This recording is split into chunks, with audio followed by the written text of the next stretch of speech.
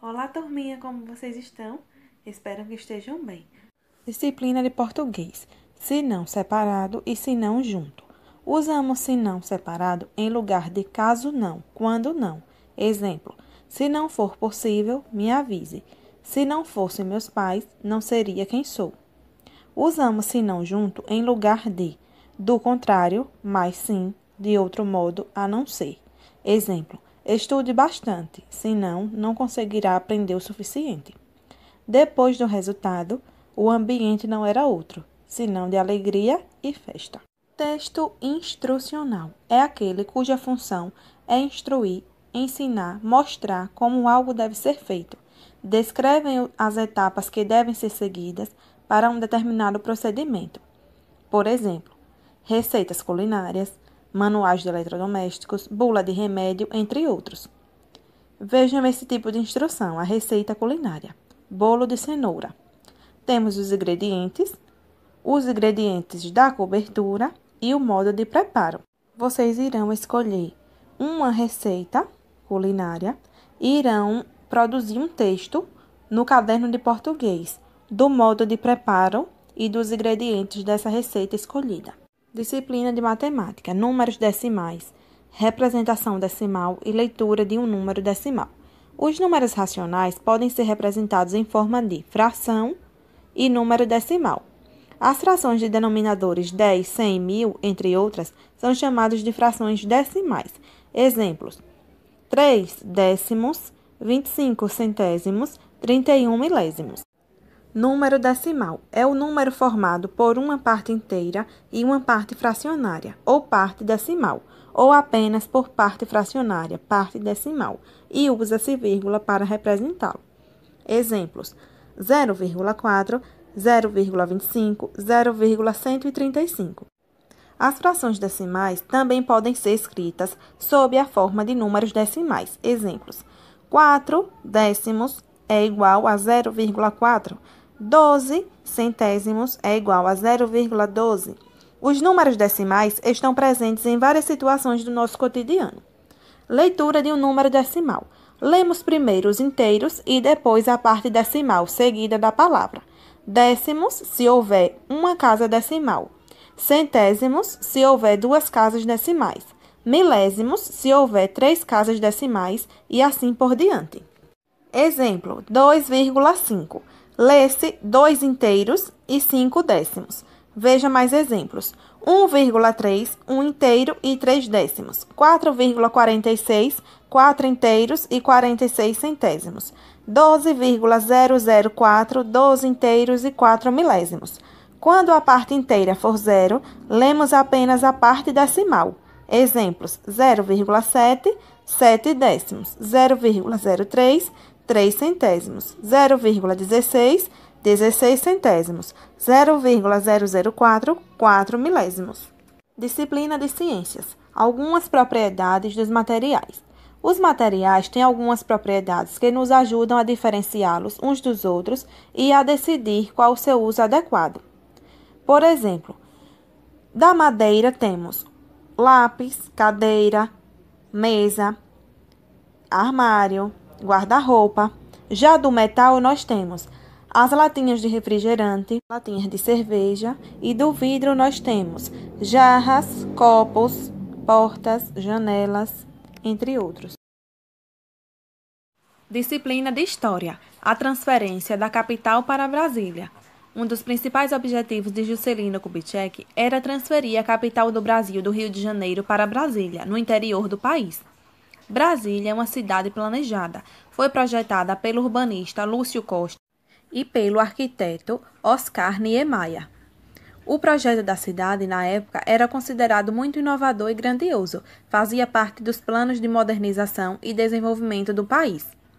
Durante esse período, grande número de pessoas e empresas migraram para a região da futura sede do país para trabalhar na construção da cidade. As transformações urbanas. Desde o início do século XX, o Brasil passou por uma série de transformações. Durante o período da República Populista, essas transformações se intensificaram, principalmente as relacionadas à urbanização do país. Entre as décadas de 1940 e 1960, a industrialização se fortaleceu na região sudeste do Brasil, o que colaborou para o crescimento das cidades dessa região.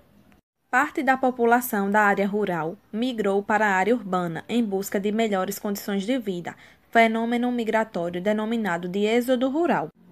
O processo de urbanização do Brasil não foi igual em todo o território. Na década de 1940, por exemplo, a região centro-oeste era a menos urbanizada, cerca de 21% da população vivia em cidades. Já na região sudeste, a mais urbanizada na mesma década, 39% da população morava em áreas urbanas. Atualmente, a população brasileira é majoritariamente urbana. Mais de 80% das pessoas vivem em cidades. A urbanização do Brasil melhorou as condições de vida da população, mas também trouxe problemas como ampliação do número de habitações irregulares, falta de saneamento básico, aumento da poluição, falta de transporte público de qualidade em quantidade satisfatória e enchentes causadas pela ausência de planejamento urbano. O desenvolvimento industrial e tecnológico. Durante o século XX, o estado de São Paulo concentrou o maior parque industrial do país. Até a década de 1950, as indústrias paulistas tinham a função de suprir as necessidades de alimentos, roupas, utensílios domésticos e outros bens de consumo do mercado interno e também para a exportação. Depois de 1950, São Paulo passou a abrigar o que se chamou de indústria pesada, isto é, metalúrgicas e siderúrgicas. Indústrias responsáveis pela transformação e fundição de metais que se tornam matéria-prima para outras indústrias, sobretudo a automobilística, que iniciava sua expansão no Brasil. Nesse período, esse estado investiu muito em projetos de infraestrutura, como ferrovias, portos, aeroportos e principalmente rodovias, que se consolidaram como principal meio de locomoção de pessoas e cargas.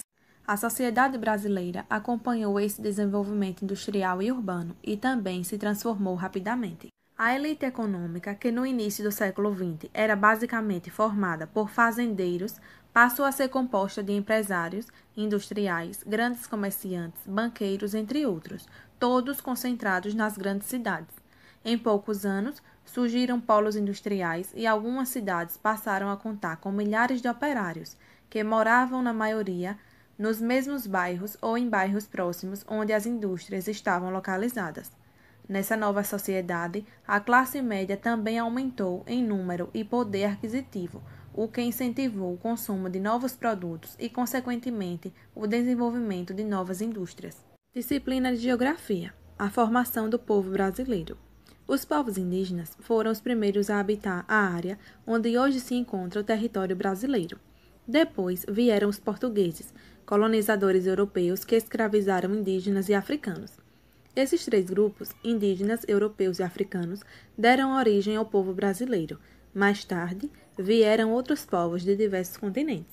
Em 1500, chegaram os portugueses, que fundaram vilas e cidades, exploraram o pau-brasil, plantaram cana-de-açúcar, algodão e fumo, extraíram o ouro e os diamantes. Como precisavam de mão de obra, escravizavam os indígenas que tentavam fugir ou lutavam até a morte. Dos portugueses, herdamos traços culturais como a língua portuguesa e a religião católica, que ainda é bastante influente no país. Também herdamos muito das culturas africana e indígena em nossa língua, culinária e religião, por exemplo. Por último, chegaram os imigrantes italianos, espanhóis, árabes, japoneses, coreanos, chineses, alemães, poloneses, russos e outros povos. Hoje, seus descendentes estão espalhados por todo o país, trabalhando no comércio, na indústria, na agricultura. Muitos ainda continuam imigrando para o Brasil. Afrodescendentes, brancos e indígenas misturaram-se e ainda se misturam, originando os mestiços. Do relacionamento do branco com o indígena surgiu o caboclo. Do branco com o afrodescendente, o mulato. Do afrodescendente com o indígena, o cafuso. A mistura de etnias damos o nome de miscigenação. E o que é afrodescendente? Aquele que descende dos africanos. E imigrante? Pessoa que sai de seu país de origem para morar em outro. Tchau, beijos, até a próxima.